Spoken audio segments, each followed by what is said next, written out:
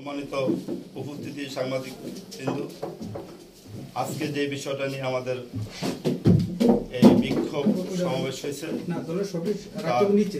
পরবর্তীতে আপনাদের সামনে উপস্থিত যে প্রশ্ন, সেই প্রশ্নটা হইল মসজিদের 23 নম্বর যে গড়টি 2019 সাল থেকে স্বপ্না গার্মেন্টস হিসাবে পরিচিত প্রোপাইটর মোহাম্মদ কামাল মসজিদ থেকে চুক্তি সম্পূর্ণ করে সে দীর্ঘদিন ব্যবসা করছিল। সেই ব্যবসায়ী মসজিদকে অবহিত না করে তৃতীয় ব্যক্তিকে অবৈধভাবে মসজিদের এই দোকানটি ভাড়া দেয়। তৎপর ওই অবৈধ ভাড়াটিয়াকে তৎকালীন তোফায়েল আহমেদের আত্মীয় পরিচিত নাতি কামাল নামে ওই দোকানটিকে জোর দখল করে তারা তৎকালীন মসজিদ কমিটিতে আসে। তারপরে তাদের নামে ঘরটি চুক্তিবদ্ধ করে। তারা দীর্ঘদিন ব্যবসা পরিচালনা করে আসতেছিল। তাদের নামে বর্তমান মসজিদ কমিটির পক্ষ থেকে রিট দেওয়া আছে। বেশ কিছুদিন হলো তারা ব্যবসা পরিচালনা করতে পারতেছে না, কিন্তু মসজিদের প্রায় 3 লক্ষ টাকার উপরে বকেয়া টাকা রেখে আরেকজন অন্যায়ভাবে মসজিদকে ঘর হস্তান্তর না করে তৃতীয় ব্যক্তিকে ঘর ভাড়া দেওয়ার নামে চাবি বুঝ দেয়। সেই লোক মসজিদ কমিটির সাথে শরণাপন্ন না হয়ে ভাড়া পরিশোধ না করে সন্ত্রাসী কার্যকলাপের মাধ্যমে বহিরাগত সন্ত্রাস আনে আজকে দিনে মসজিদের ওই সুরক্ষিত ঘরের তালা ভেঙে জোর দখল করার চেষ্টা করে। তাৎক্ষণিক ব্যবসায়ীরা, মসজিদের মুসল্লিরা এবং কমিটির পক্ষ থেকে তাদেরকে প্রতিহত করে আবার পুনরায় ঘরটি তালাবদ্ধ করে। আমরা সিদ্দিক এবং সিদ্দিকের বাবা এবং সিদ্দিকের ভাই, এই 3 জন এবং বহিরাগত সন্ত্রাসী, আমরা তাদেরকে চিনি না, তারা এলাকার না। তারা উপস্থিত হয় মসজিদের তালা ভেঙে, মসজিদের দোকানের তালা ভেঙে তারা মসজিদের ঘরে প্রবেশ করে। আমরা সেই প্রতিবাদ করেছি। মুসল্লিরা, ব্যবসায়ীরা সবাই প্রতিবাদে অংশগ্রহণ করছে। তাদের দাবি এই সন্ত্রাসীকে গ্রেপ্তারের মাধ্যমে মসজিদের শৃঙ্খলা এবং মসজিদের সম্পদ রক্ষার্থে প্রশাসনকে সহযোগিতা করার দাবি জানাচ্ছে।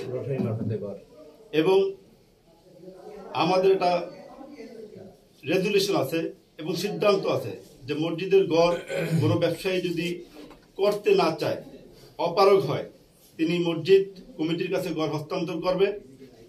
তারপরে মসজিদ কমিটি সিদ্ধান্ত করবে ঘর কাকে ভাড়া দিবে এবং সেটা প্রয়োজনে লটারির মাধ্যমে এই ঘর ভাড়া দিবে। এটা মসজিদের রেজুলেশন এবং সিদ্ধান্ত।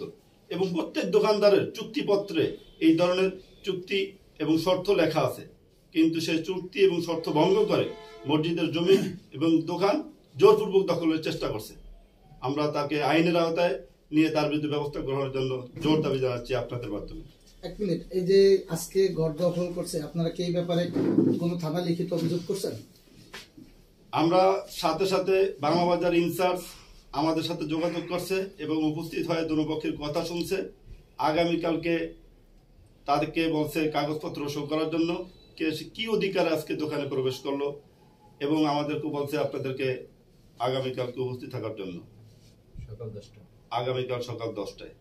এবং আমরা এখন কমিটি সিদ্ধান্ত নিয়ে আমাদের পরবর্তী কার্যক্রম পরিচালনা করব।